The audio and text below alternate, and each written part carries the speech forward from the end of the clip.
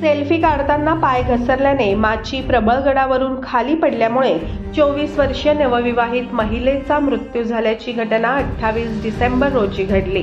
शुभांगी विनायक पटेल, राहणार दत्तवाडी, पुणे असे मृत महिलेचे नाव आहे। दोघेही पती पत्नी ट्रेकिंग करण्यासाठी गेलेले असताना सेल्फी काढताना पाय घसरून ती खाली पडल्यामुळे तिचा मृत्यू झाला।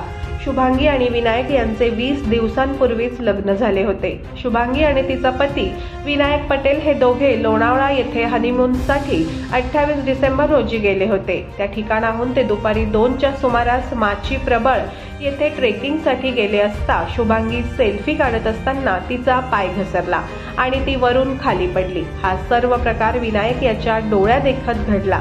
शुभांगी अंदाजे 1,500 ते 2,000 फूट खाली कोसळली असल्याचे प्रत्यक्षदर्शींनी सांगितले।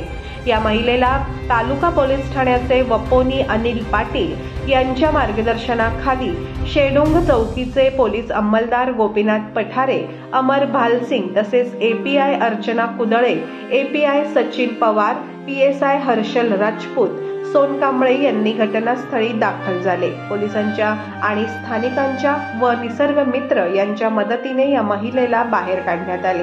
यावेळी फायर ब्रिगेडलाही प्राचारण करण्यात आले होते। तिला रुग्णालयात दाखल केले असता डॉक्टरांनी रात्री 8च्या सुमारास तिला मृत घोषित केले।